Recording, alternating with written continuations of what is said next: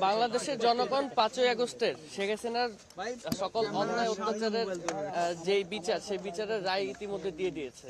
শুধুমাত্র এই আনুষ্ঠানিকভাবে কোর্ট থেকে এখন রায়ের অপেক্ষা, যেটি বাংলাদেশের জনগণ ইতিমধ্যে দিয়ে দিয়েছে, সেটি আনুষ্ঠানিকভাবে কোর্ট থেকে প্রকাশ হওয়ার অপেক্ষায় আমরা আছি।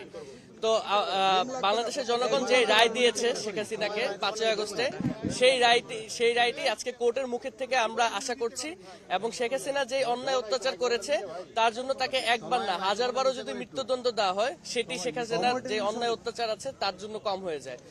তাই আমাদের আশা যে শেখ হাসিনার সর্বোচ্চ যে শাস্তি আছে সেটি রায় প্রকাশ হবে আজকে। শুধু রায় প্রকাশই না, রায় প্রকাশের পর যত দ্রুত সম্ভব তাকে দেশে এনে দেশের মাটিতে তার রায়টি কার্যকর করা হবে, সেটি আমাদের সকলের পক্ষ থেকে আশা এবং প্রত্যাশা। দেখুন, শুধু আমাদের প্রত্যাশা না, আমাদের সাথে যে শহীদ পরিবার 1400 শহীদ পরিবারের পক্ষ থেকে এখানে যারা উপস্থিত আছেন এবং সারা বাংলাদেশের 18 কোটি মানুষের প্রত্যাশা হলো যে আজকে ইনসাফ প্রতিষ্ঠিত হবে, আদালতে ন্যায় বিচার প্রতিষ্ঠিত হবে, জাস্টিস প্রতিষ্ঠিত হবে।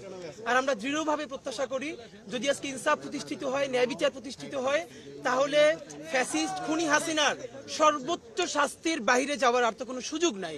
কারণ যে গণহত্যাটা হয়েছে এটা আমাদের চোখের সামনে মাত্র 1 বছর আগে হয়েছে।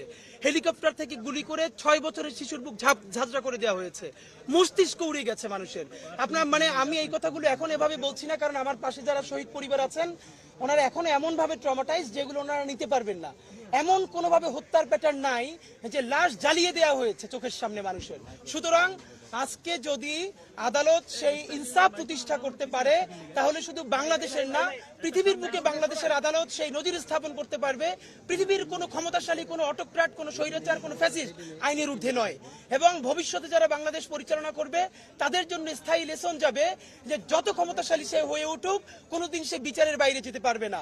আমরা দৃঢ়ভাবে প্রত্যাশা করি তার সর্বোচ্চ শাস্তি বাংলাদেশে আজকে আদালত রায় দিবে এবং অতি দ্রুত সময়ের মধ্যে সেটা কার্যকর করবে।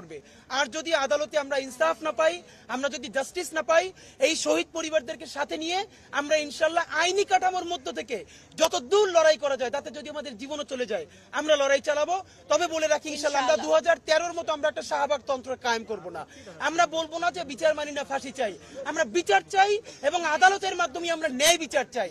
যতক্ষণ না পর্যন্ত ইনসাফ প্রতিষ্ঠিত হবে ততক্ষণ পর্যন্ত আইনি কাঠামোতে এবং রাজপথে আমাদের প্যারালাল আন্দোলন চলবে। ইনসাফ জিন্দাবাদ, ইনকিলাব জিন্দাবাদ। Thank you.